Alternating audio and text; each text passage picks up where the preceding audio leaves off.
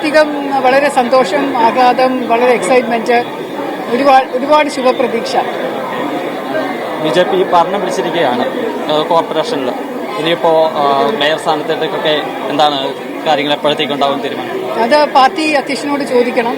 എന്താണ്, ആരാണ് മേയർ, എപ്പോഴാണ് എന്നൊക്കെയുള്ള അദ്ദേഹത്തോട് ചോദിക്കും. ഞാനിപ്പോ കൗൺസിലറായിട്ടിരിക്കുന്ന കാര്യത്തിൽ ഹാപ്പിയാണ്. ഇപ്പോഴത്തെ ഈ ജയം ഞാൻ ആഘോഷിക്കുന്നു. ഇത്രയും ഒരു വിജയം പ്രതീക്ഷിച്ചിരുന്നതാണോ നമ്മൾ? ആദ്യത്തെ ദിവസം തൊട്ട് പ്രതീക്ഷിച്ചതാണ്. ഈ ഒരു വിജയം ഞാൻ കിട്ടും എന്ന് എനിക്ക് നല്ല ഉറപ്പുണ്ടായിരുന്നു. എന്റെ ആത്മാർത്ഥത ആളുകൾക്കറിയാം. എന്റെ പോലീസിന്റെ ജോലി എല്ലാവരും കണ്ടിട്ടുള്ളതാണ്. ഞാൻ എന്തുമാത്രം സത്യസന്ധമായിട്ട് ജോലി ചെയ്തിട്ടുണ്ടെന്നുള്ളത് എല്ലാവർക്കും അറിയാവുന്നതാണ്. പ്രചാരണം തുടങ്ങിയപ്പോൾ തൊട്ട് ഇതേവരെ എനിക്ക് അവിടെ നിന്ന് കിട്ടുന്ന പിന്തുണ എന്ന് പറയുന്നതും വളരെയധികം വലുതായിരുന്നു. അതുകൊണ്ട് ഞാനിത് പ്രതീക്ഷിച്ചു തന്നെയാണ്. വിവാദങ്ങളൊക്കെ ഉണ്ട്, അതൊന്നും ഏശിയിട്ടില്ല. ഒന്നും ഏശിയിട്ടില്ല. ജനങ്ങൾ അത് തള്ളിക്കളഞ്ഞു.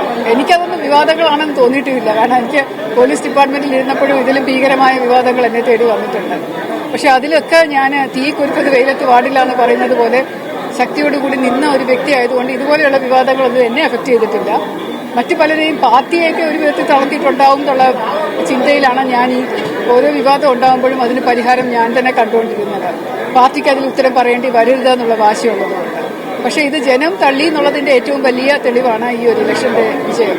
ഇത്രയും ഭൂരിപക്ഷം ശാസ്ത്രമംഗലത്തിലെ ഒരു സ്ഥാനാർത്ഥിക്ക് മുമ്പ് കിട്ടിയിട്ടില്ല. അത് തന്നെയാണ്. എന്തായാലും ആരാകും മേയർ എന്നുള്ളതാണ് ഇനി ഏറ്റവും പ്രധാനപ്പെട്ട ചോദ്യം. BJPയെ സംബന്ധിച്ചിടത്തോളം നിരവധി ആളുകളാണ് ഉള്ളത് മേയർ സ്ഥാനത്തേക്ക് ഉള്ളത്. അത് പാർട്ടി സംസ്ഥാന അധ്യക്ഷൻ പ്രഖ്യാപിക്കുമെന്നാണ് RCV വ്യക്തമാക്കുന്നത്.